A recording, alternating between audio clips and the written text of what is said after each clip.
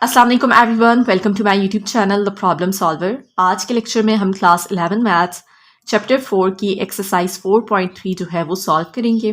Class 11 maths smart syllabus के according exercise 4.3 के दो क्वेश्चंस हमने सॉल्व करने हैं, क्वेश्चन नंबर 3 और क्वेश्चन नंबर 4। और इन दोनों क्वेश्चंस में हमने लीनियर इक्वेशंस को सॉल्व करना है, सिस्टम ऑफ लीनियर इक्वेशंस को बाय क्रैमर रूल और बाय मैट्रिक्स इन्वर्जन मेथड। तो ये दोनों जो मेथड है ये आज के लेक्चर में हम सीखेंगे। बहुत इजी है, मेथड को आपने समझ लेना है, किन स्टेप्स को आपने फॉलो करते हुए इन क्वेश्चंस को सॉल्व करना होगा। और एक क्वेश्चन अगर आपने समझ लिया तो बाकी के क्वेश्चन सॉल्व करना बहुत ईजी हो जाएगा। सो क्वेश्चन नंबर 3 है, solve the following system of linear equations bye Cramer rule. हमने इन सिस्टम ऑफ लीनियर इक्वेशंस को क्रैमर रूल के जरिए सॉल्व करना है। ठीक है, सिस्टम ऑफ लीनियर इक्वेशंस को आप क्रैमर रूल से भी सॉल्व कर सकते हैं, मैट्रिक्स इन्वर्जन मेथड से भी। लेकिन अगर क्वेश्चन में मेंशन कर दिया जाए कि इस मेथड से सॉल्व करना है तो फिर आपने वही मेथड यूज करना होगा। जिस तरह से यहाँ पे मेंशन कर दिया गया है कि क्रैमर रूल के जरिए आपने इनको सॉल्व करना है। अब सिस्टम ऑफ लीनियर इक्वेशंस का क्या मतलब है? लीनियर इक्वेशन कौन सी होती है? वो इक्वेशन जिसमें वेरिएबल की हाईएस्ट पावर 1 हो। अब इस इक्वेशन में आप देख सकते हैं x की पावर 1 है, y की पावर भी 1 है, z की पावर भी 1 है। ये तीनों वेरिएबल्स हैं और हाईएस्ट पावर यहाँ पे वेरिएबल की 1 ही है। इसी तरह से ये बाकी की दो इक्वेशंस भी आप देख सकते हैं। तो ये लीनियर इक्वेशंस हैं। तो जब एक से ज़्यादा लीनियर इक्वेशन होगी तो उसको सिस्टम ऑफ लीनियर इक्वेशन कहा जाएगा।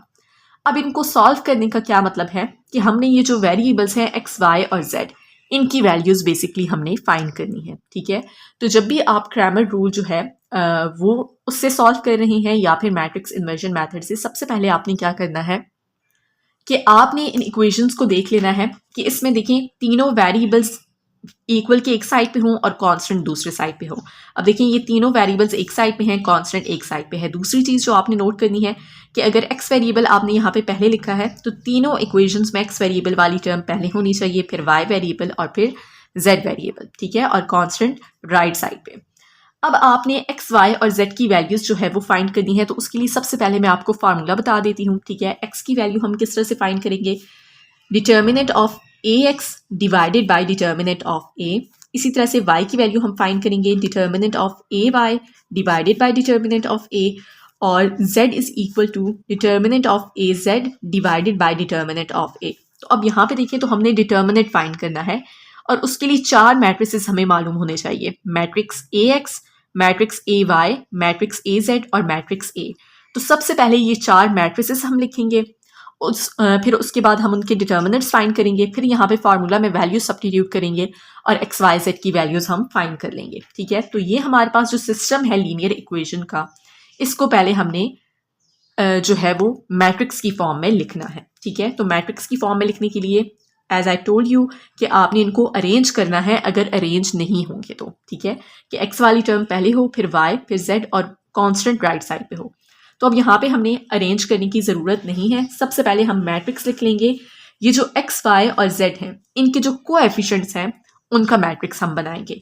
यहाँ पे x का कोएफिशिएंट है 2, यहाँ पे x का कोएफिशिएंट है 1 और यहाँ पे x का कोएफिशिएंट है 3। तो पहला कॉलम हो जाएगा x के कोएफिशिएंट्स का, दूसरा कॉलम होगा y के कोएफिशिएंट का। यहाँ पे y का कोएफिशिएंट 1 है, यहाँ पे -1 है और यहाँ पे 2। तीसरा कॉलम हो जाएगा z के कोएफिशिएंट का, यहाँ पे -1, 2 और 1। तो इस तरह से एक मैट्रिक्स आपने लिख लिया x, y और z के जो कोएफिशिएंट हैं उनका। दूसरा मैट्रिक्स होगा इन वेरिएबल्स का, x, y और z। ठीक है, अब अगर आप इन दोनों मैट्रिसेस को मल्टीप्लाई करें तो वापस यही आपके पास आंसर आ जाएगा। ठीक है, ये जो लेफ्ट साइड है, and that is equal to ये जो राइट साइड पे कांस्टेंट है, इनका आपने एक मैट्रिक्स बना लेना है। ठीक है, अब ये 3 मैट्रिसेस बन चुके हैं, इनको आप नाम दे दें, ये A मैट्रिक्स है, इसको नाम दे दें x का और इसको नाम दे दें B मैट्रिक्स का। ठीक है, तो अब देखिए अगर आपके पास A मैट्रिक्स जो है वो मौजूद है, ठीक है, और जो हमने ये फार्मूला लिखे हैं उसके अकॉर्डिंग A मैट्रिक्स और बाकी ये 3 मैट्रिसेस हमें मालूम होने चाहिए। तो A मैट्रिक्स तो हमें मालूम है, बाकी की 3 मैट्रिसेस पहले हम लिख लेते हैं और फिर उनके डिटर्मिनेंट्स फाइंड करेंगे। So A matrix is equal to 2 1 3 1 -1 2 -1 2 and 1। ठीक है, अब आपने क्या करना है, AX मैट्रिक्स लिखना है। अब यहाँ पे अगर आप देखें A मैट्रिक्स में जो पहला कॉलम है ये x के कोएफिशिएंट्स का था। ठीक है, तो आपने जब ए एक्स मैट्रिक्स लिखना है तो ये जो एक्स के कोएफिशिएंट है ये आपने नहीं लिखने, इस कॉलम की जगह आपने ये जो बी मैट्रिक्स का कॉलम है ये लिखना है।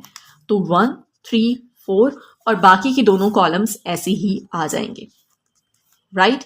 अब नेक्स्ट हमने लिखना है मैट्रिक्स ए वाई।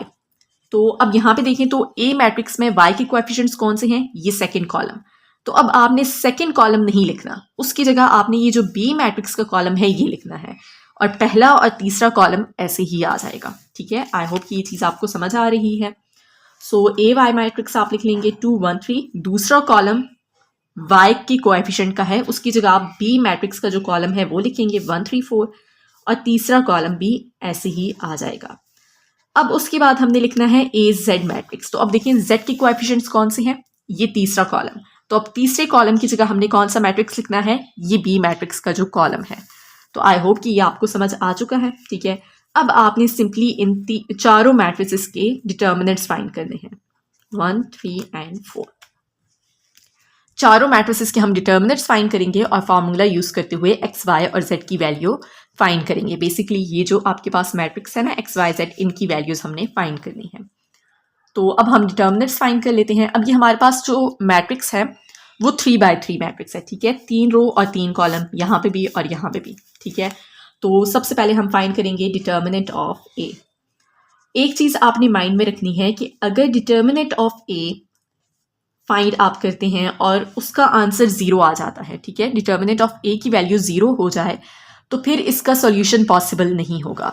वो इस वजह से कि यहाँ पे अगर आप देखें एक्स वाई और जेड तीनों की वैल्यूज फाइंड करने के लिए जो फार्मूला है उसमें डिटर्मिनेंट ऑफ ए डिनोमिनेटर में है। तो अगर डिनोमिनेटर में 0 आ जाए, ठीक है, डिटर्मिनेंट ऑफ ए की वैल्यू अगर 0 हो, डिनोमिनेटर में अगर 0 आ जाए तो फिर सॉल्यूशन एग्जिस्ट नहीं करेगा। तो अगर डिटर्मिनेंट ऑफ ए की वैल्यू हम सबसे पहले फाइंड करेंगे, अगर ये 0 हो जाता है तो सिंपली हम लिख लेंगे कि सॉल्यूशन इज नॉट पॉसिबल। अगर ये 0 नहीं होता तो फिर हम इसको फर्दर सॉल्व करेंगे। अब इसको सॉल्व करने का क्या तरीका है, डिटर्मिनेंट हम किस तरह से फाइंड करेंगे, ये जो पहली रो है इसके जरिए हमने इसको एक्सपेंड करना है 2। अब आपने क्या करना है, 2 की जो रो है और ये जो कॉलम है इसको आपने स्किप कर देना है और ये जो एलिमेंट्स हैं इनका डिटर्मिनेंट लिख लेंगे आप। उसके बाद -1। अब ये जो 1 है इसकी रो और ये कॉलम आपने स्किप करना है और बाकी के ये एलिमेंट्स आ जाएंगे 1 3 एंड 2 1, ठीक है। और फिर प्लस ये -1।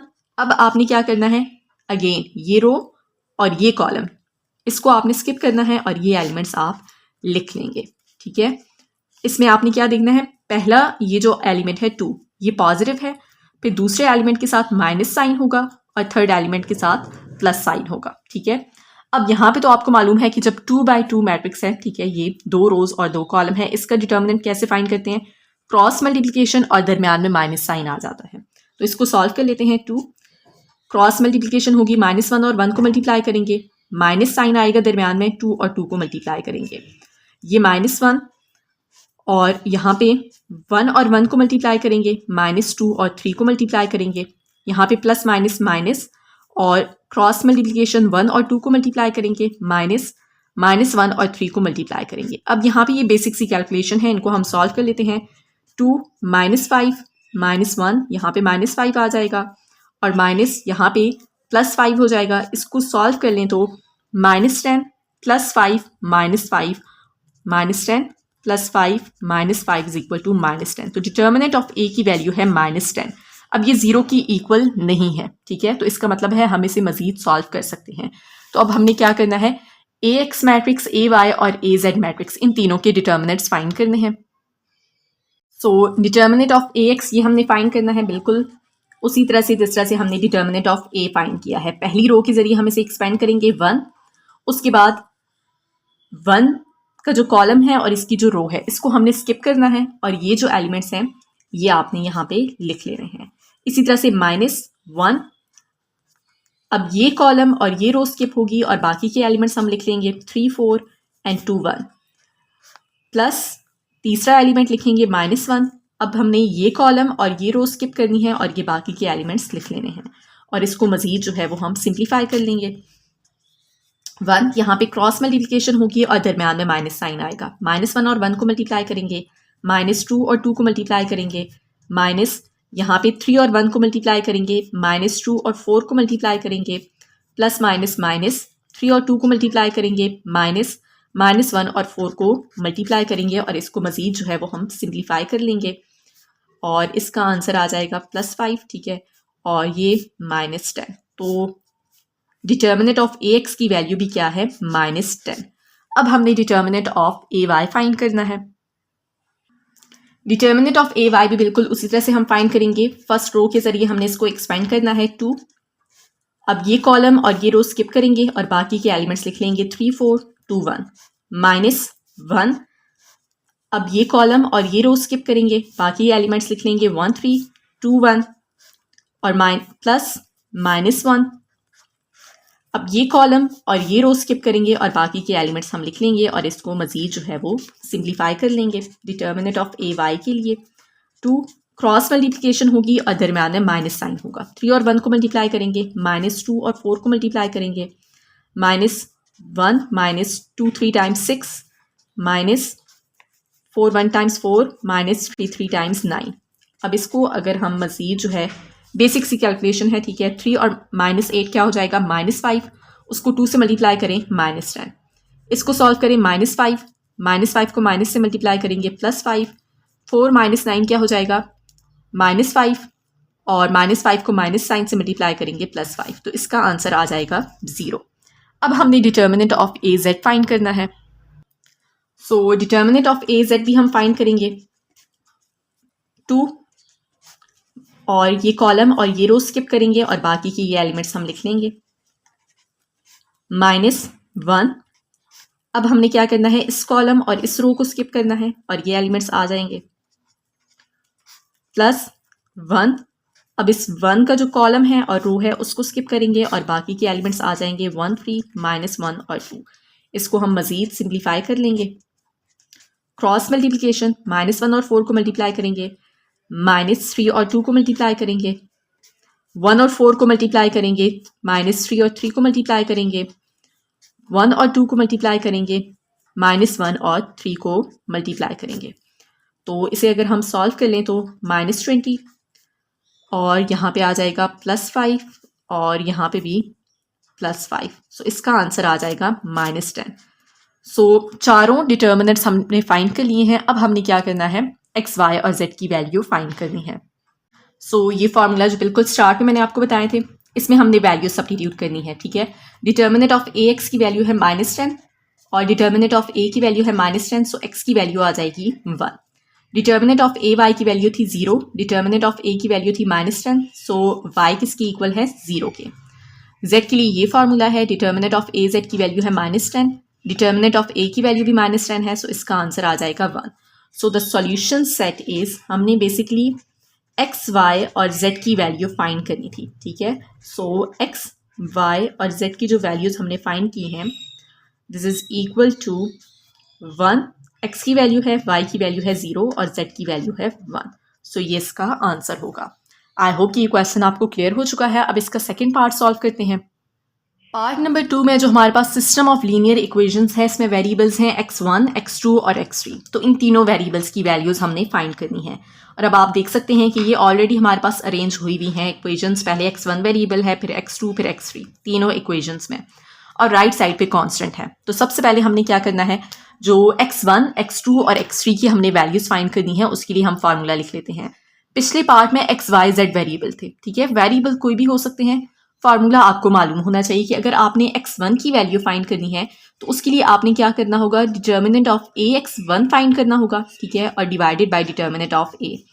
इसी तरह से x2 की वैल्यू फाइंड करने के लिए डिटर्मिनेंट ऑफ ax2 आपने फाइंड करना होगा और डिटर्मिनेंट ऑफ a, और x3 की वैल्यू फाइंड करने के लिए डिटर्मिनेंट ऑफ ax3 फाइंड करना होगा और डिटर्मिनेंट ऑफ a। अगर x, y और z वेरिएबल होंगे तो यहाँ पे एक दफ़ा ax वेरिएबल होगा, मैट्रिक्स होगा, एक दफ़ा ay और एक दफ़ा az, ठीक है, जिस तरह पिछले पार्ट में हमने फाइंड किया था। तो वेरिएबल्स का मसला नहीं है, कोई भी वेरिएबल हो सकता है, सिर्फ आपको फार्मूला मालूम होना चाहिए और मेथड मालूम होना चाहिए। अब सबसे पहले हमने क्या करना है, ये 4 मैट्रिसेस बनाने हैं, ax1, ax2, ax3 और मैट्रिक्स a।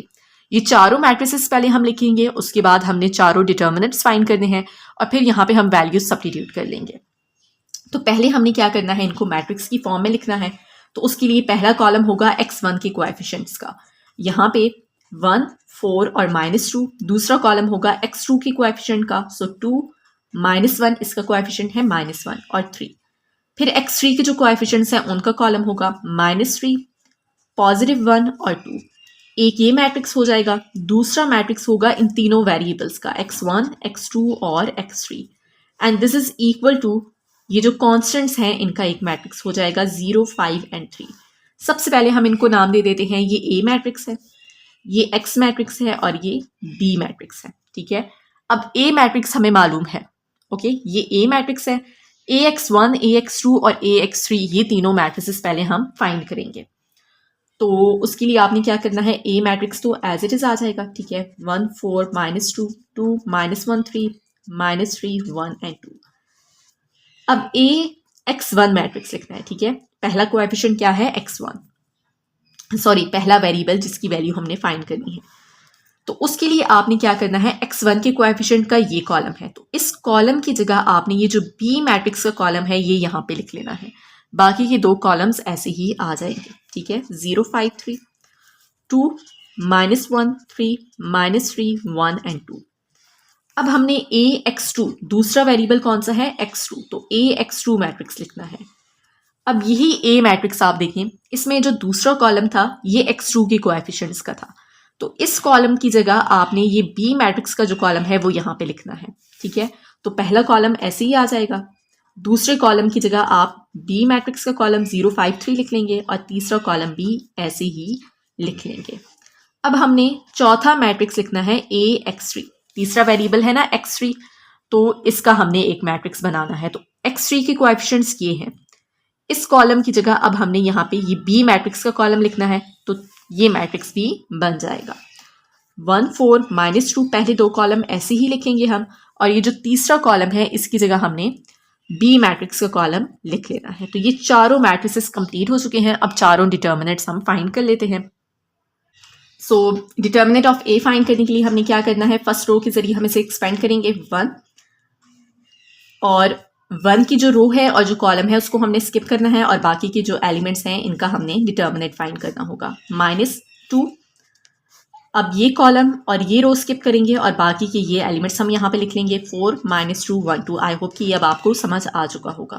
प्लस -3, अब हमने ये कॉलम और ये रो स्किप करनी है और बाकी के एलिमेंट्स लिख लेने हैं 4, -2, -1 और 3। तो इसे सॉल्व करेंगे। यहाँ पे हमने क्रॉस मल्टीप्लिकेशन करनी होती है और दरम्यान में माइनस साइन यूज होगा। -1 और 2 को मल्टीप्लाई करेंगे, -1 और 3 को मल्टीप्लाई करेंगे, -2, 4 और 2 को मल्टीप्लाई करेंगे, -1 और -2 को मल्टीप्लाई करेंगे, प्लस -3, 4 और 3 को मल्टीप्लाई करेंगे, -1 और -2 को मल्टीप्लाई करेंगे। तो अब हम इसे सॉल्व कर लेंगे। ये -5 हो जाएगा। 8 + 2 6, 8 + 2 10, और 10 को -2 से मल्टीप्लाई करेंगे -20, 12 - 2 10, 10 को -3 से मल्टीप्लाई करेंगे -30। सो इसका आंसर आ जाएगा -55। डिटर्मिनेंट ऑफ A की वैल्यू है -55। अब अगर ये वैल्यू 0 होती, डिटर्मिनेंट ऑफ A अगर 0 हो जाता तो इसका सॉल्यूशन पॉसिबल ना होता, लेकिन क्योंकि अब ये 0 के इक्वल नहीं है तो हम इसे मजीद जो है वो सॉल्व करेंगे। सो डिटर्मिनेंट ऑफ A x1 हम फाइंड करेंगे। पहली रो के जरिए हमने इसको एक्सपेंड करना है 0, और इस रो और इस कॉलम को हम स्किप करेंगे और बाकी की ये वैल्यूज हम लिख लेंगे। अच्छा, अब ये देखें 0 से मल्टीप्लाई होगी, ये पूरी वैल्यू ही 0 हो जाएगी। ठीक है, ये डिटर्मिनेंट फाइंड भी करेंगे तो ये 0 से जब मल्टीप्लाई होगा इट विल बिकम 0, लेकिन इसको मैंने लिख लिया ताकि आपको समझ आए। -2, अब हमने क्या करना है, इस कॉलम और रो को स्किप करना है, तो 5, 3, 1 और 2, प्लस -3, अब इस कॉलम और रो को स्किप करेंगे और बाकी के एलिमेंट्स हम लिख लेंगे। तो अब देखिए इसे सॉल्व करने की ज़रूरत नहीं है क्योंकि 0 से मल्टीप्लाई होकर 0 हो जाएगा। -2, इन्हें मल्टीप्लाई कर लें 5 2 × 10, -1 और 3 को मल्टीप्लाई करेंगे, -3, 5 और 3 को मल्टीप्लाई करेंगे, -1 और 3 को मल्टीप्लाई करेंगे, और इसे हम मज़ीद जो है वो सिंप्लीफाई कर लेंगे। 10 - 3 7, 7 को -2 से मल्टीप्लाई करें, -14, 15 और प्लस हो जाएगा, 15 + 3 18, 18 को हमने क्या करना है -3 से मल्टीप्लाई कर लेना है। So it will be -54। अब इन दोनों को अगर हम सॉल्व करें तो हमारे पास आंसर आ जाएगा -68। डिटर्मिनेंट ऑफ ax1 की वैल्यू हमने फाइंड कर ली है। अब डिटर्मिनेंट ऑफ ax2 की वैल्यू हम फाइंड करेंगे। डिटर्मिनेंट ऑफ ax2 की वैल्यू भी हम फाइंड करेंगे बिल्कुल किस मेथड से कि फर्स्ट रो के जरिए हमने इसको एक्सपेंड करना है। 1 इस रो और कॉलम को स्किप करेंगे और बाकी एलिमेंट्स लिख लेंगे 5 3 1 2 -0। अब इस रो और इस कॉलम को स्किप करेंगे और बाकी के एलिमेंट्स लिख लेंगे 4 -2 और 1 2। इसी तरह से प्लस -3। अब हमने इस कॉलम और रो को स्किप करना है और बाकी के एलिमेंट्स लिख लेने हैं 4 -2 एंड 5 3। और इसको अब हमने मजीद जो है वो सिंप्लीफाई कर लेना है। सो यहाँ पे हम डिटर्मिनेंट फाइंड कर लेंगे इसका। 5 और 2 को मल्टीप्लाई करेंगे, -1 और 3 को मल्टीप्लाई करेंगे। यहाँ पे ये 0 से मल्टीप्लाई होगी, पूरा जो डिटर्मिनेंट है वो 0 हो जाएगा। और ये -3, 4 और 3 को मल्टीप्लाई करेंगे, -5 और -2 को मल्टीप्लाई करेंगे और इसको हम मजीद सॉल्व कर लेंगे 7। अब यहाँ पे माइनस माइनस प्लस हो जाएगा। सो 12 + 10 22। 22 को हमने क्या करना है, -3 से मल्टीप्लाई कर लेना है। सो इसका आंसर आ जाएगा -66। अब 7 - 66 will be equal to -59। So determinant of ax2 की वैल्यू भी हमने फाइंड कर ली है। अब हम डिटर्मिनेंट ऑफ ax3 फाइंड करेंगे। डिटर्मिनेंट ऑफ ax3 हम फाइंड कर लेंगे। फर्स्ट रो के जरिए हमने इसको एक्सपेंड करना है। सो 1 और इस कॉलम और रो को स्किप करेंगे, बाकी एलिमेंट्स आ जाएंगे -1 3 और 5 3 -2। अब हमने इस कॉलम और रो को स्किप करना है और बाकी के एलिमेंट्स आ जाएंगे 4 -2 5 और 3 और प्लस 0। अब हमने क्या करना है, इस कॉलम और रो को स्किप करना है और बाकी के एलिमेंट्स आ जाएंगे 4 -2 -1 और 3।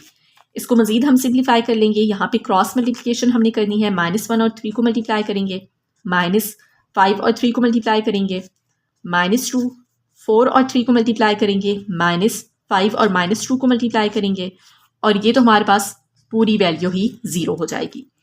-18, 12 + 10 22। 22 को -2 से मल्टीप्लाई करें, -44। इन दोनों को हम ऐड कर लेंगे तो हमारे पास आंसर आ जाएगा -62।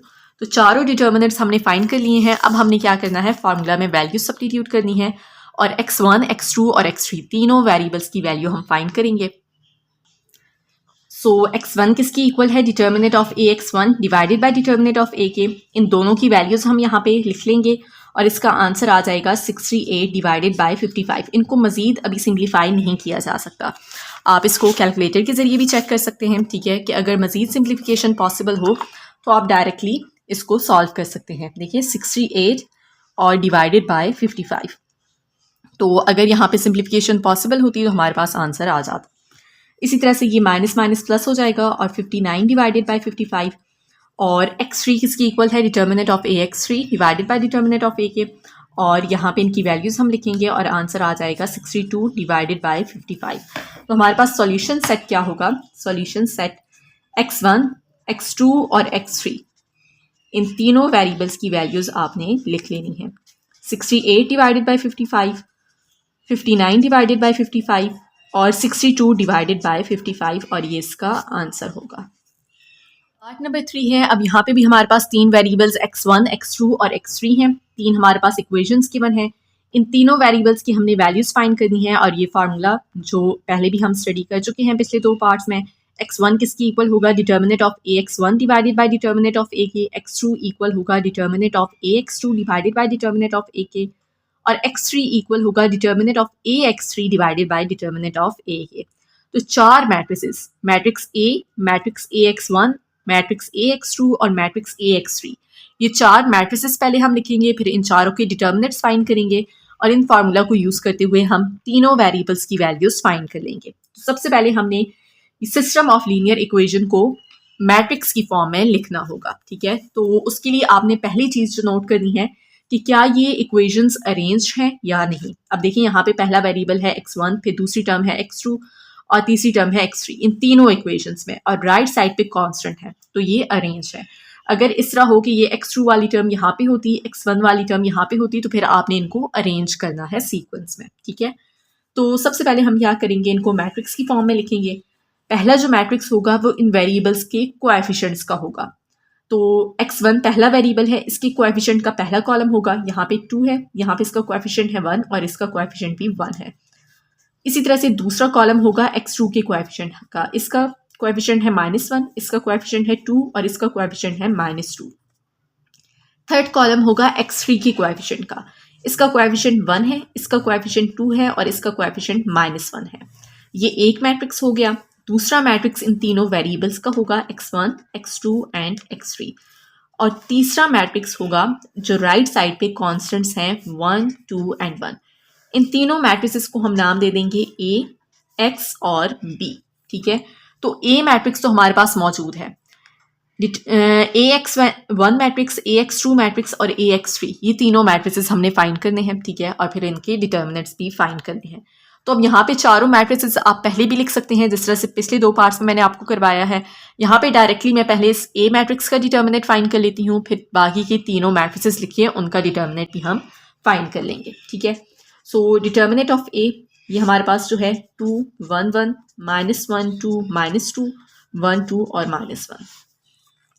तो डिटर्मिनेंट हम फाइंड करेंगे, पहली रो के जरिए हमने इसको एक्सपेंड करना है 2। अब इस कॉलम और रो को स्किप करेंगे और बाकी के एलिमेंट्स आ जाएंगे।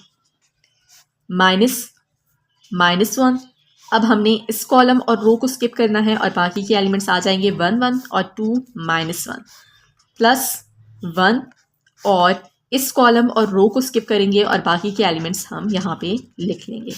यहाँ पे अब हमने इसको सॉल्व कर लेना है। यहाँ पे इनका डिटर्मिनेंट लेंगे, क्रॉस मल्टीप्लिकेशन होगी और दरम्यान में माइनस साइन होगा। सो 2 और -1 को मल्टीप्लाई करेंगे, -2 और -2 को मल्टीप्लाई करेंगे, +1, यहाँ पे 1 और -1 को मल्टीप्लाई करेंगे, -2 और 1 को मल्टीप्लाई करेंगे, +1 और -2 को मल्टीप्लाई करेंगे, -2 और 1 को मल्टीप्लाई कर लेंगे। सो यहाँ पे -2 और ये माइनस माइनस +4 हो जाएगा। सो -2 + 4 2 होगा और 2 को 2 से मल्टीप्लाई करें 4, -1 -2 -3, 1 से मल्टीप्लाई करेंगे -3, -2 -4 हो जाएगा। तो 4 - 4 कैंसिल हो जाएगा and this is equal to -3। Determinant of a की वैल्यू है -3। अब हमने क्या करना है, ax1 मैट्रिक्स जो है उसका डिटर्मिनेंट फाइंड करना है। ठीक है, तो ax1 मैट्रिक्स हम किस तरह से लिखेंगे, अब यहाँ पे मैं मैट्रिक्स नहीं लिख रही, डायरेक्टली जो है ना डिटर्मिनेंट ही की फॉर्म में लिखूंगी। आप पहले मैट्रिक्स की फॉर्म में लिख लें इस तरह से, फिर उसका डिटर्मिनेंट फाइंड कर लें। तो ax1 मैट्रिक्स उसका डिटर्मिनेंट फाइंड करना है। तो a मैट्रिक्स में आप देखिए पहला जो कॉलम है वो x1 के कोएफिशिएंट्स का है। तो इस कॉलम की जगह हम क्या लिखेंगे, ये जो b मैट्रिक्स का कॉलम है ये कॉलम यहाँ पे आ जाएगा।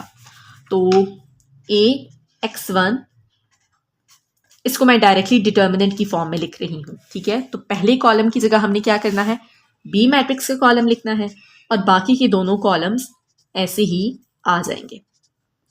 और अब हम इसका डिटर्मिनेंट फाइंड कर लेंगे। सो पहली रो के जरिए हमने एक्सपेंड करना है 1, इस कॉलम और रो को स्किप करेंगे और बाकी एलिमेंट्स हम यहाँ पे लिख लेंगे।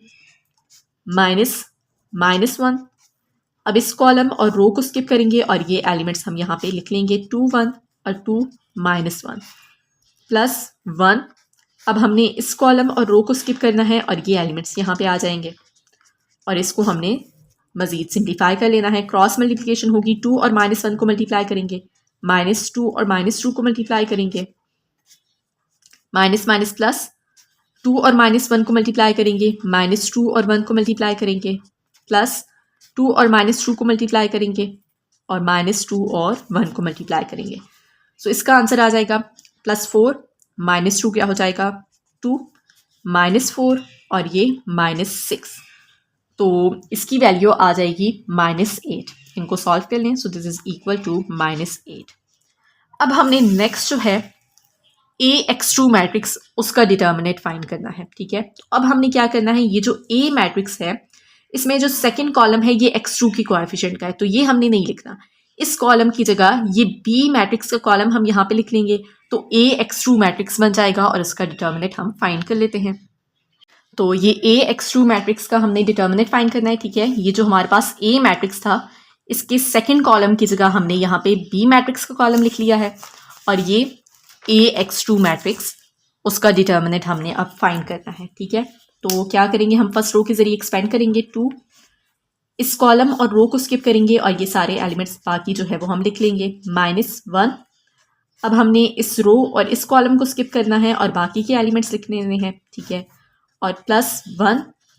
अब इस कॉलम और रो को स्किप करेंगे और ये एलिमेंट्स आ जाएंगे और इसको हमने मज़ीद सिंप्लीफाई कर लेना है। क्रॉस मल्टीप्लिकेशन होगी, 2 और -1 को मल्टीप्लाई करेंगे, -2 और 1 को मल्टीप्लाई करेंगे, -1 और -1 को मल्टीप्लाई करें, -2 और 1 को मल्टीप्लाई करेंगे, +1 और 1 को मल्टीप्लाई करेंगे और 2 और 1 को मल्टीप्लाई करेंगे, -4, 2 से मल्टीप्लाई करें -8, -3, माइनस साइन से मल्टीप्लाई करें +3 और ये -1, तो इसका आंसर आ जाएगा -6।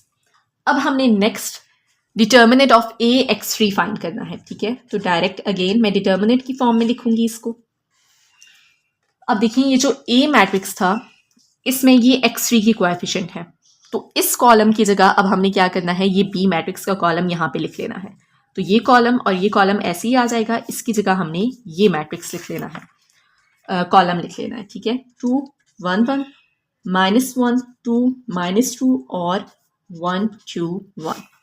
इसका डिटर्मिनेंट फाइंड करेंगे 2, इस कॉलम और रो को स्किप करेंगे और ये एलिमेंट्स आ जाएंगे, -1, इस कॉलम और रो को स्किप करेंगे और ये एलिमेंट्स आ जाएंगे, +1, इस कॉलम और रो को स्किप करेंगे और ये एलिमेंट्स आ जाएंगे। तो 2 और 1 को मल्टीप्लाई करें, -2 और -2 को मल्टीप्लाई करेंगे, माइनस माइनस प्लस, 1 और 1 को मल्टीप्लाई करें, -2 और 1 को मल्टीप्लाई करें, +1 और -2 को मल्टीप्लाई करेंगे, -2 और 1 को मल्टीप्लाई करेंगे। अब ये 2 + 4 क्या हो जाएगा, 6 को 2 से मल्टीप्लाई कर लें, 12, 1 - 2 -2 और इसका आंसर आ जाएगा -7 +7। सो उसके बाद आपने क्या करना है कि x1 की वैल्यू फाइंड कर लेनी है by using formula determinant of ax1 divided by determinant of a। तो यहाँ पे हम वैल्यूज़ लिखेंगे, -8 divided by -3, minus minus plus हो जाएगा, सो इसका आंसर आ जाएगा 8/3। इसी तरह से x2 इक्वल है determinant of ax2 divided by determinant of a के, इसकी वैल्यू थी -6, डिटर्मिनेंट ऑफ a की वैल्यू है -3। इसे सॉल्व करेंगे तो हमारे पास आंसर आ जाएगा 2। इसी तरह से x3 इक्वल है determinant of ax3 divided by determinant of a के, इसकी वैल्यू है +7, इसकी वैल्यू है -3, सो इसका आंसर आ जाएगा -7/3। तो ये आपके पास इसका सॉल्यूशन सेट होगा। अब नेक्स्ट क्वेश्चन की तरफ मूव करते हैं। क्वेश्चन नंबर 4 है, solve the following system of linear equations bye matrix inversion method. यहाँ पे भी हमने सिस्टम ऑफ लीनियर इक्वेशंस को सॉल्व करना है। दैट मीन्स कि यहाँ पे जो वेरिएबल्स हैं x, y और z, इनकी वैल्यूज फाइंड करनी है, लेकिन यहाँ पे अब हम मैट्रिक्स इन्वर्जन मेथड यूज़ करेंगे। पिछले क्वेश्चन में हमने क्रैमर रूल यूज़ किया था। सो अगर क्वेश्चन में मेंशन कर दिया जाए कि ये मेथड आपने यूज़ करना है, तो फिर आपने उसी मेथड को यूज़ करते हुए क्वेश्चन को सॉल्व करना होगा। लेकिन अगर मेथड मेंशन ना किया जाए, सिर्फ कह दिया जाए कि solve the following system of linear equation, तो फिर इन दोनों में से कोई भी मेथड आप यूज़ कर सकते हैं। तो इसलिए दोनों मेथड्स जो हैं वो आपको समझ आने चाहिए। ये मेथड भी बहुत ईजी है। इसके लिए भी सबसे पहले हमने क्या करना है, इन इक्वेशंस को मैट्रिक्स की फॉर्म में लिखना होगा। और उसके लिए आपने सबसे पहले क्या देखना है कि क्या ये इक्वेशंस अरेंज है या इनको अरेंज करने की ज़रूरत है। अब देखिए x, y, z वेरिएबल है, तो पहला जो टर्म है वो x वाली है, फिर y और z, और कांस्टेंट राइट साइड पे होना चाहिए। यहाँ पे भी आप देख सकते हैं x, y और z कांस्टेंट राइट साइड पे है। यहाँ पे y, z है कांस्टेंट राइट साइड पे है और x वाली टर्म नहीं है। तो इसका क्या मतलब है कि ये 0x है। ठीक है, x का कोएफिशिएंट यहाँ पे 0 है, 0 को x से मल्टीप्लाई करेंगे 0 हो जाएगा। ठीक है, तो सबसे पहले हम इसको मैट्रिक्स की फॉर्म में लिख लेते हैं। पहले हमने क्या करना है, x के कोएफिशिएंट का कॉलम लिखना होगा। सो x का कोएफिशिएंट है 1, 3 और 0। दूसरा कॉलम होगा y के कोएफिशिएंट्स का, -2, 1 और 1। इसी तरह से तीसरा कॉलम हो जाएगा z के कोएफिशिएंट्स का, 1, -2 और -1। अब दूसरा मैट्रिक्स हम लिखेंगे इन तीनों वेरिएबल्स का, x, y और z, and that is equal to, ये जो कॉन्स्टेंट्स हैं इनको हम मैट्रिक्स की फॉर्म में लिख लेंगे, -1, 4 एंड 1। इन तीनों मैट्रिक्स को हमने नाम दे देना है, A मैट्रिक्स, X मैट्रिक्स और B मैट्रिक्स। अब क्योंकि यहाँ पे हमने मैट्रिक्स इन्वर्जन मेथड यूज़ करना है तो उसके लिए आपने ये इक्वेशन यूज़ करनी है, basically AX is equal to B. आपने क्या करना है, ये X मैट्रिक्स इनकी वैल्यूज फाइंड करनी है ना, X, Y और Z की। दैट मीन्स कि इस X की वैल्यू हमने फाइंड करनी है। तो अब नॉर्मल आपके पास जब कोई अलजेब्रिक इक्वेशन होती है जिस तरह 2x इज इक्वल टू 3 है, तो हम क्या करते हैं, x की वैल्यू फाइंड करने के लिए 2 को इस साइड पे ले जाते हैं, यहाँ पे मल्टीप्लाई हो रहा है, साइड पे जाके डिवाइड हो जाता है। या आप ये कर सकते हैं कि दोनों साइड पे 1/2 को आप मल्टीप्लाई कर लें, 2 से कैंसिल हो जाएगा, सो x इज इक्वल टू 3/2। तो यही आपने माइंड में रखना है कंसेप्ट बेसिकली। अब देखिए यहाँ पे AX is equal to B है, लेकिन अब ये तीनों मैट्रिसेस की बात हो रही है, तो आपने A को यहाँ से ख़त्म करना है। उसके लिए आप क्या करेंगे, दोनों साइड पे A इन्वर्स अप्लाई करेंगे। यहाँ पे भी आप A इन्वर्स लेंगे और यहाँ पे भी आपने A इन्वर्स लेना है, और A इन्वर्स आपने यहाँ पे पहले लिखा है, सो यहाँ पे भी आपने B से पहले ही लिखना होगा, अदरवाइज आप इनको मल्टीप्लाई नहीं कर सकेंगे। ठीक है, अब देखिए A इन्वर्स और A, अगर कोई भी मैट्रिक्स है और उसका इन्वर्स, उन दोनों को मल्टीप्लाई किया जाए तो हमेशा आइडेंटिटी मैट्रिक्स ही आएगा।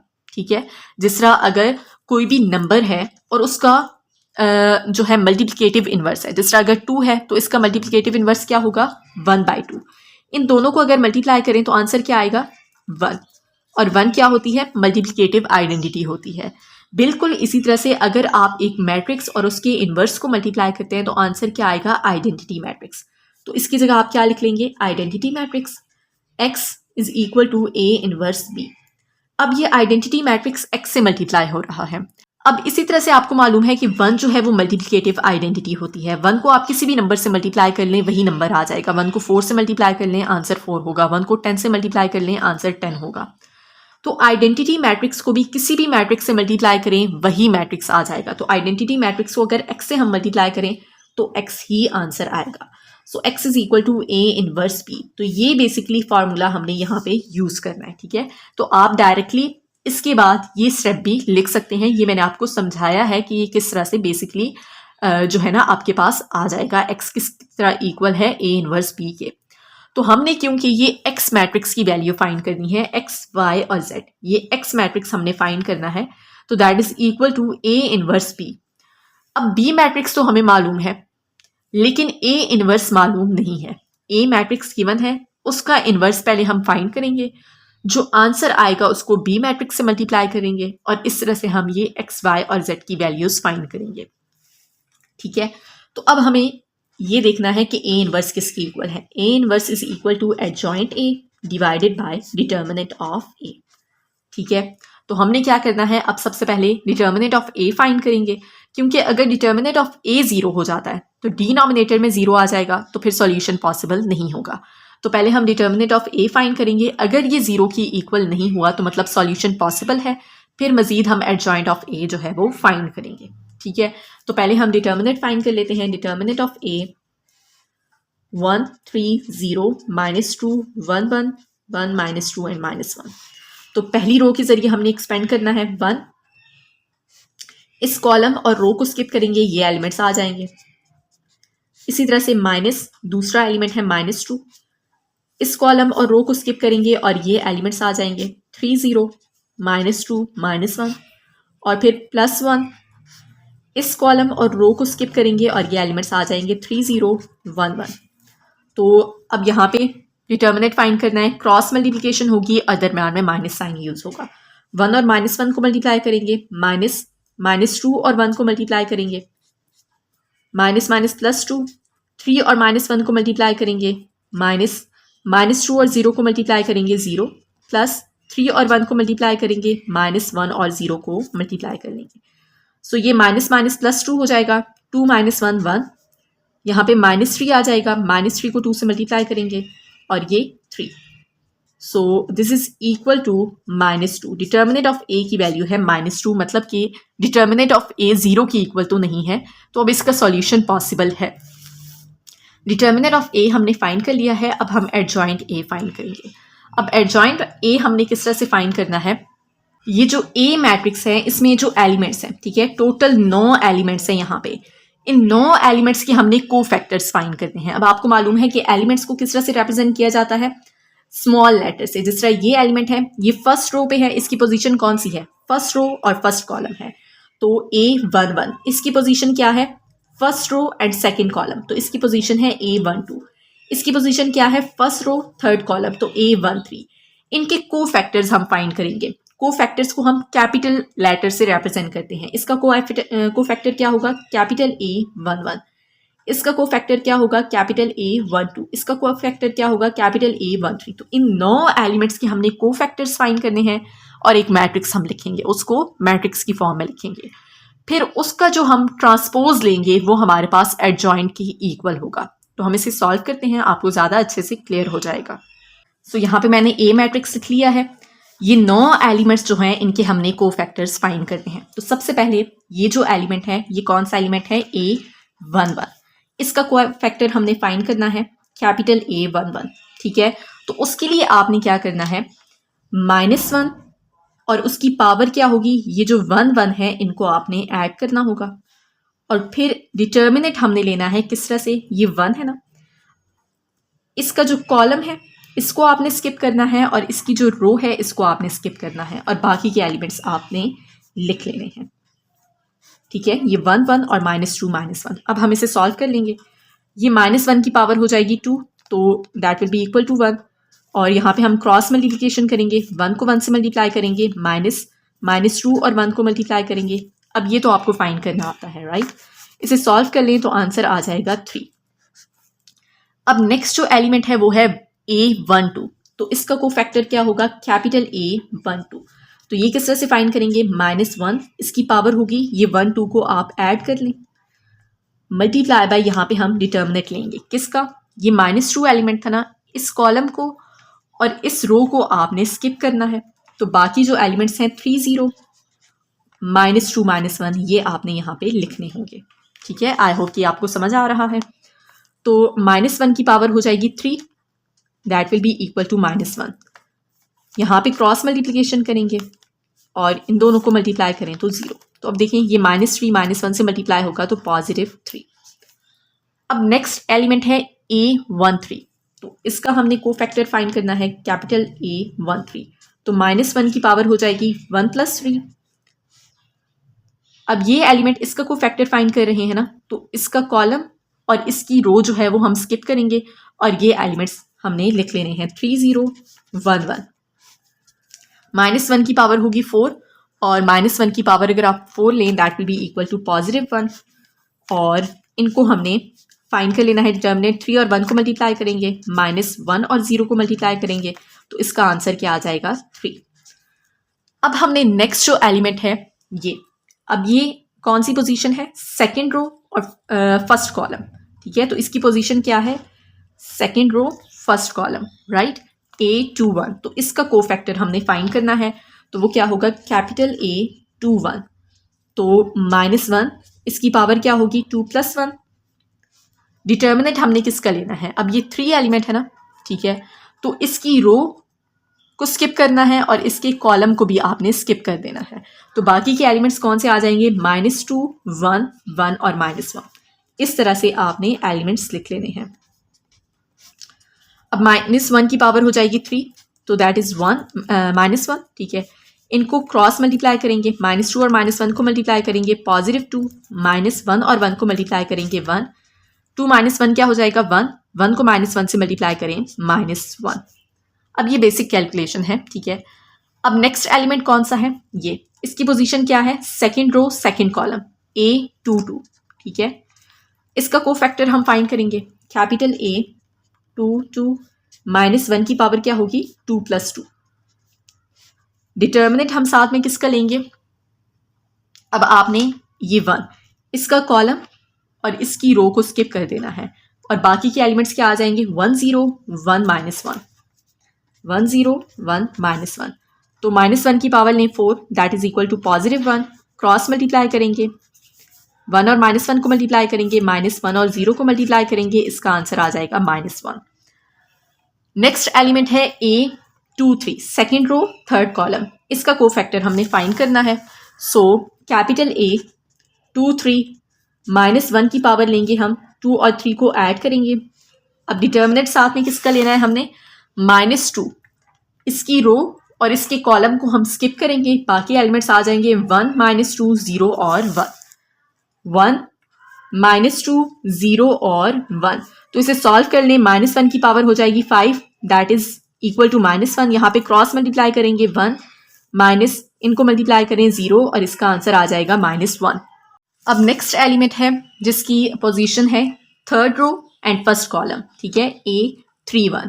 तो इसका कोफैक्टर हम फाइंड करेंगे, कैपिटल A31। तो -1 की पावर हो जाएगी 3 + 1 और मल्टीप्लाई बाय यहाँ पे हम मैट्रिक्स लिखेंगे जिसमें हमने इसकी रो और इसके कॉलम को स्किप कर देना है, ठीक है। तो ये एलिमेंट्स आ जाएंगे -2 1 1 और -2, -2 1 1 और -2। तो -1 की पावर हो जाएगी 4, दैट इज इक्वल टू 1। -2 और -2 को मल्टीप्लाई करेंगे +4, -1 और 1 को मल्टीप्लाई करेंगे, सो इसका आंसर आ जाएगा 3। अब नेक्स्ट जो है कैपिटल A32, ठीक है, क्योंकि ये एलिमेंट है, इसकी पोजीशन क्या है, third row and second column. इसका कोफैक्टर हमने फाइंड करना है, तो उसके लिए हम क्या करेंगे, -1 की पावर हो जाएगी 3 + 2 और मल्टीप्लाई बाय यहाँ पे मैट्रिक्स अब आ जाएगा जिसमें आपने क्या करना है, इसके कॉलम को और इसकी रो को आपने स्किप करना है। तो जो एलिमेंट्स होंगे वो आप लिखेंगे 1 3 1 और -2, 1 3 1 और -2।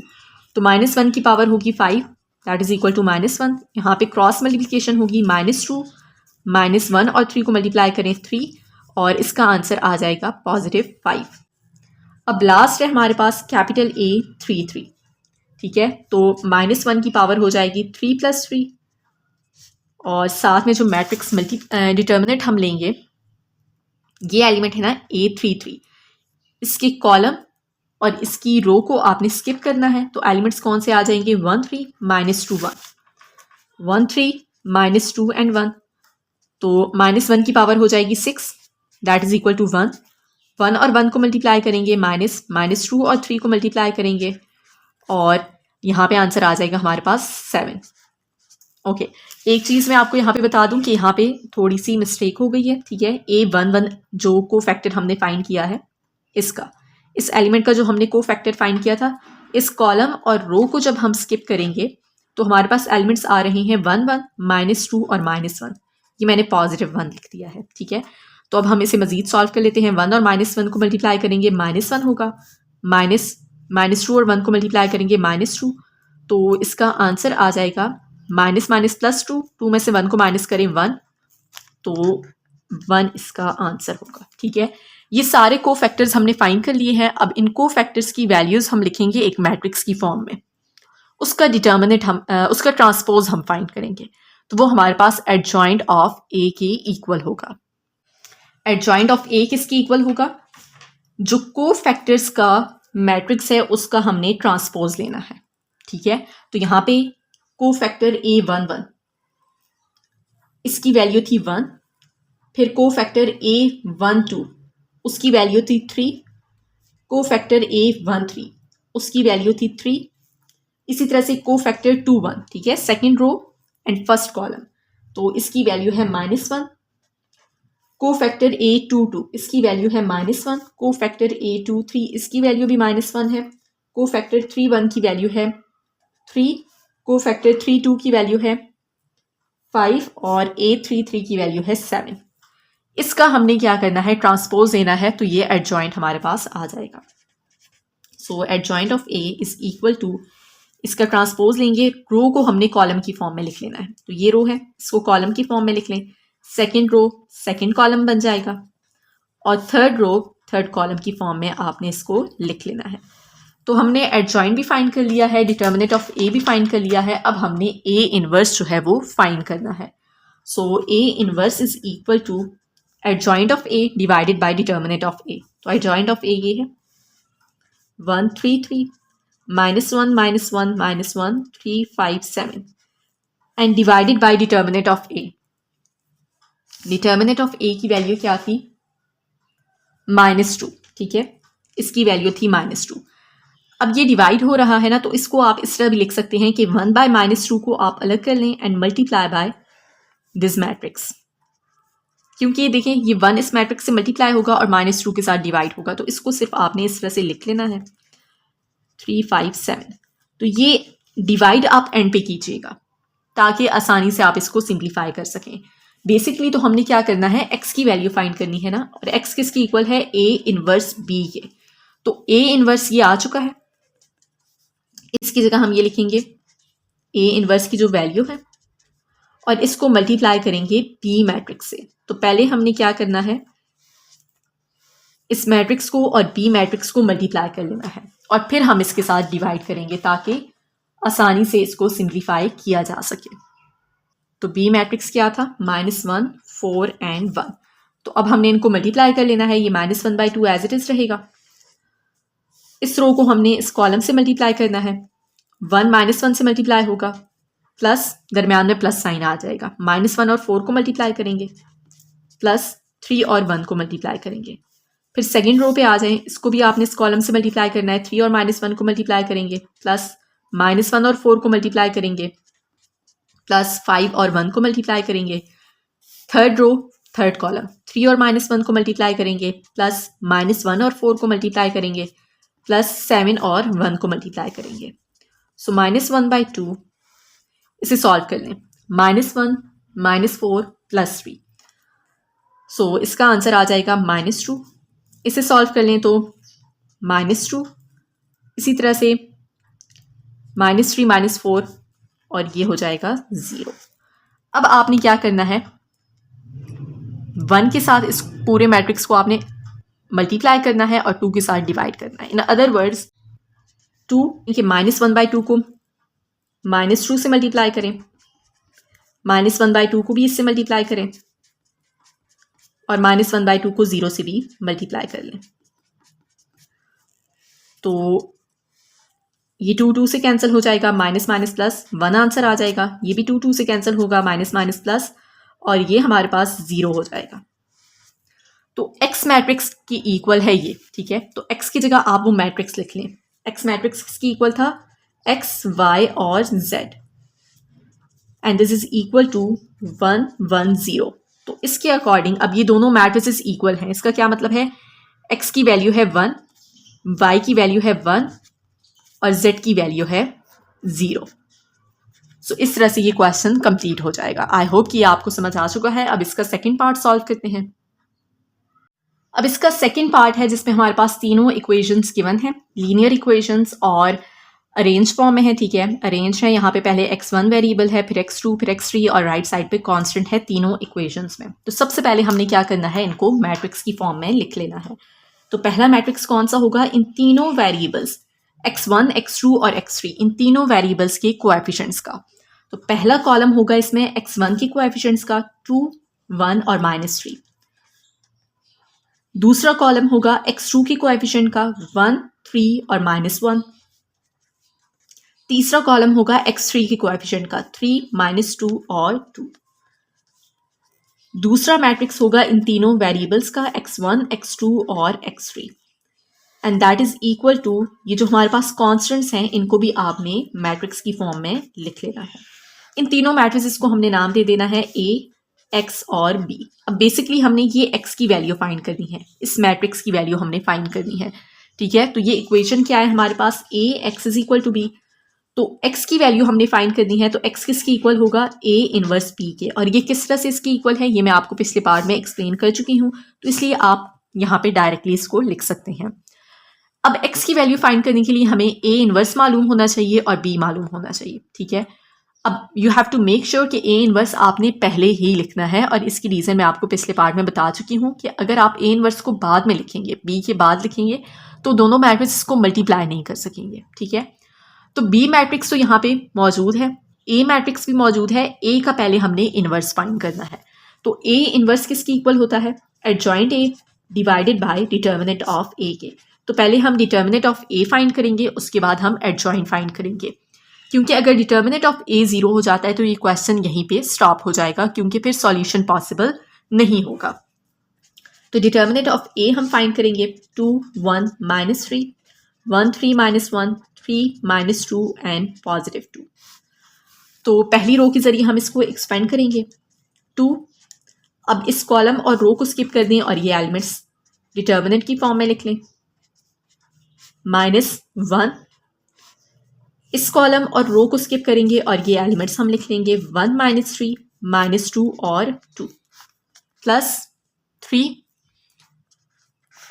अब इस कॉलम और रो को स्किप करेंगे और ये एलिमेंट्स आ जाएंगे।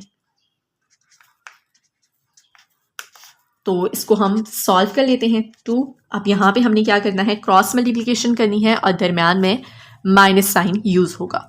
सो 3 और 2 को मल्टीप्लाई करेंगे, -2 और -1 को मल्टीप्लाई करेंगे, 1 और 2 को मल्टीप्लाई करेंगे, माइनस इन दोनों को मल्टीप्लाई करेंगे, इसी तरह से 1 और -1 को मल्टीप्लाई करेंगे और -3 और -3 को मल्टीप्लाई करेंगे।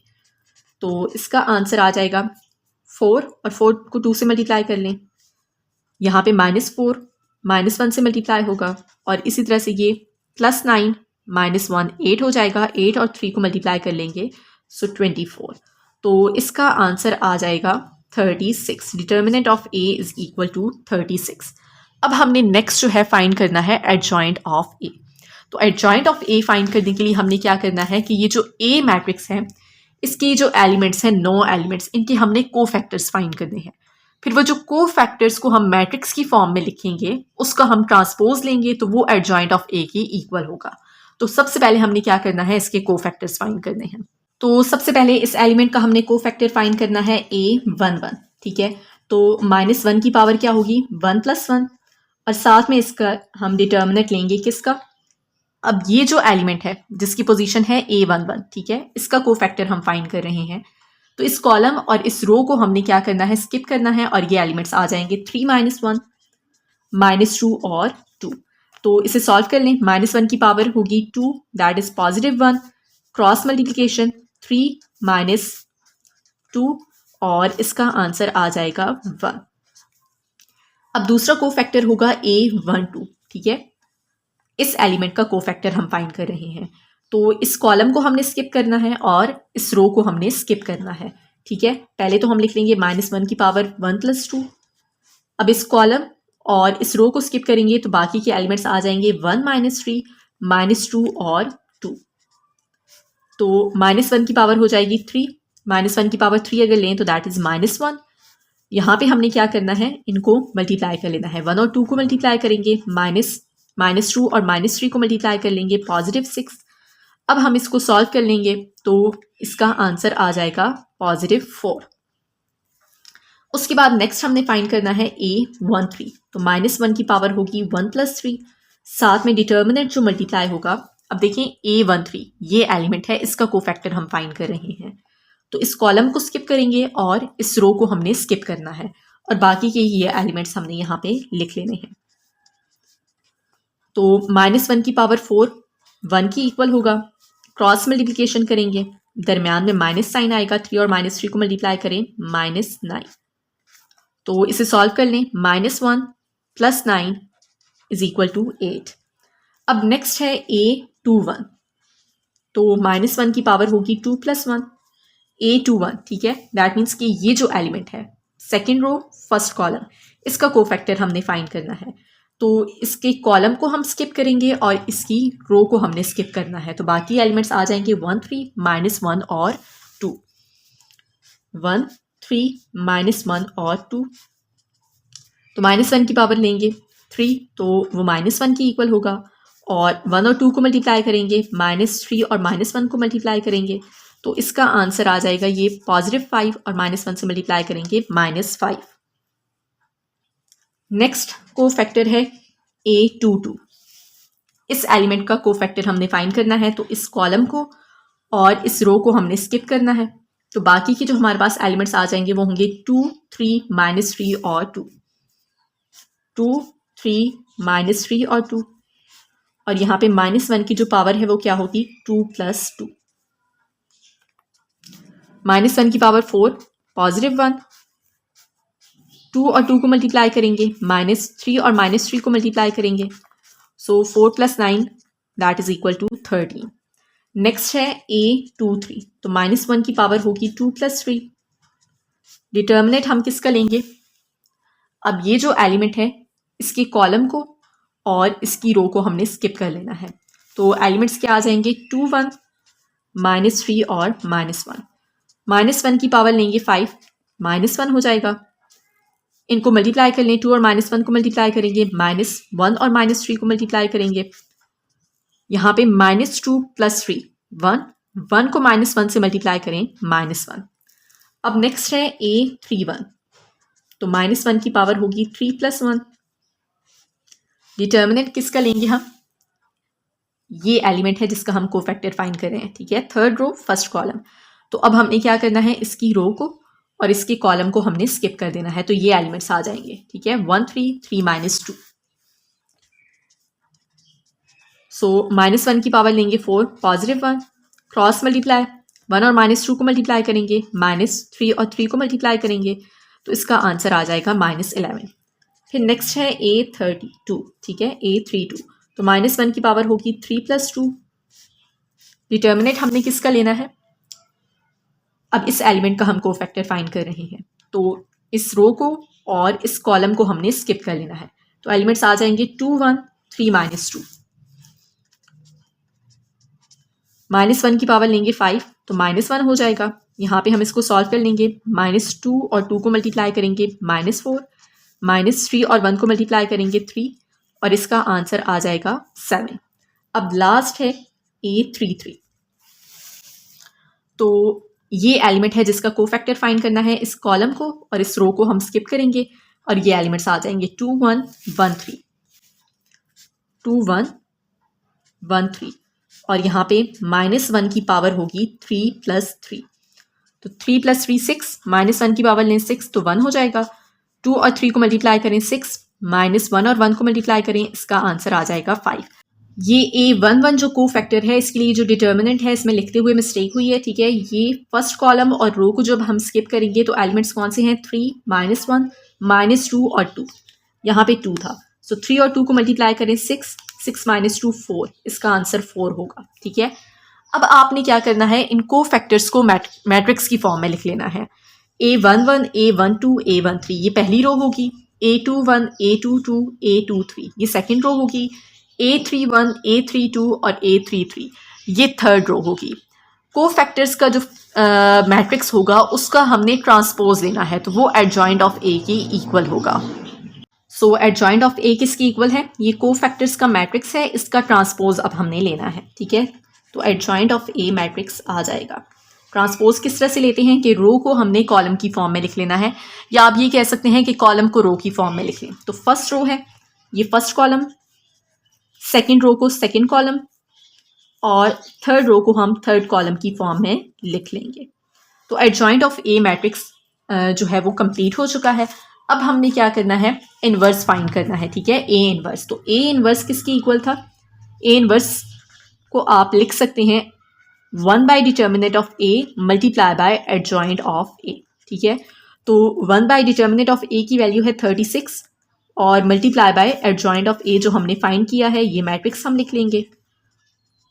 तो अभी हमने इसको मज़ीद सिंप्लीफाई नहीं करना, ठीक है, क्योंकि फिर सिम्प्लीफिकेशन आसान नहीं होगी। तो अब हमें मालूम है कि x किसकी इक्वल था, a इनवर्स b है, तो x की जगह उसका मैट्रिक्स लिख लें, x1 x2 और x3 is equal to a inverse 1/36। a inverse की ये वैल्यू है जो हम यहाँ पे लिख लेंगे, 4 4 8 -5 13 -1 -11 7 और 5, और b मैट्रिक्स साथ में मल्टीप्लाई हो जाएगा। सो b मैट्रिक्स क्या है, 3 0 4। तो पहले हमने इन दोनों मैट्रिसेस को मल्टीप्लाई करना है, ठीक है, 1/36 ऐसे ही आएगा। ये रो इस कॉलम से मल्टीप्लाई होगी, 4 3 टाइम्स 12 प्लस -5 और 0 को मल्टीप्लाई करेंगे, प्लस -11 और 4 को मल्टीप्लाई करेंगे। अब सेकेंड रो इस कॉलम से मल्टीप्लाई होगी, 4 और 3 को मल्टीप्लाई करेंगे, प्लस 13 और 0 को मल्टीप्लाई करेंगे, 7 और 4 को मल्टीप्लाई करेंगे। अब इस रो को इस कॉलम से मल्टीप्लाई करना है, 8 और 3 मल्टीप्लाई होगा, -1 और 0 5 और 4, तो 1/36 इनको ऐड कर लें तो हमारे पास इसकी वैल्यू आ जाएगी -32। इसी तरह से इसको सॉल्व कर लें तो 40 और इसको सॉल्व कर लें तो 44। तो अब क्या करना है, हमने इस 36 को इन तीनों एलिमेंट्स के साथ डिवाइड कर लेना है। -32 डिवाइडेड बाय 36, 40 डिवाइडेड बाय 36 और 44 डिवाइडेड बाय 36। तो अब यहाँ पे हम इनको मज़ीद सिंप्लीफाई कर लेंगे, तो डायरेक्टली हम कैलकुलेटर यूज़ कर लेते हैं, ठीक है। -32 और डिवाइडेड बाय 36, तो इसकी वैल्यू आ जाएगी -8/9। 40 डिवाइडेड बाय 36, 40 डिवाइडेड बाय 36, इसकी वैल्यू आ जाएगी 10/9। और 44 डिवाइडेड बाय 36 और इसकी वैल्यू आ जाएगी 11/9। तो अब ये मैट्रिक्स किसकी इक्वल है, this is equal to x1, x2 और x3। तो इसका क्या मतलब है, x1 की वैल्यू है -8/9, x2 की वैल्यू है 10/9 और x3 की वैल्यू है 11/9। तो इस तरह से ये क्वेश्चन कंप्लीट हो जाएगा। अब इसका लास्ट पार्ट जो है वो हम सॉल्व करते हैं। लास्ट पार्ट है, यहाँ पे भी हमारे पास 3 जो है लीनियर इक्वेशंस गिवन है। सबसे पहले हमने क्या करना है, इनको मैट्रिक्स की फॉर्म में लिखना है। अब यहाँ पे देखें तो x + y = 2 है, इसमें z वेरिएबल नहीं है, तो इसका क्या मतलब है कि यहाँ पे 0z होगा, z का कोएफिशिएंट 0 है। इसी तरह से यहाँ पे 2x - z = 1 है, तो इसका क्या मतलब है, यहाँ पे y का कोएफिशिएंट 0 है, तो 0y होगा।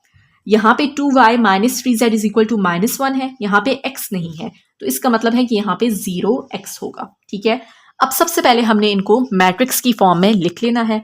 तो x, y और z तीनों के जो कोएफिशिएंट हैं उनके वो एक मैट्रिक्स की फॉर्म में हम उनको लिखेंगे।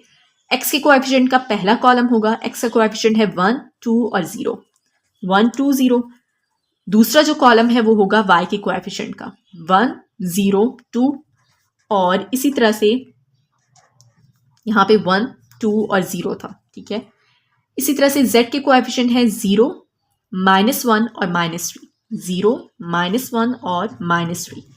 दूसरा कॉलम होगा इन तीनों वेरिएबल्स का, x, y और z, and that is equal to जो हमारे पास कॉन्स्टेंट्स हैं उनका एक मैट्रिक्स हम बना लेंगे। अब इन तीनों को हमने एक नाम दे देना है मैट्रिसेस को, a, x और b।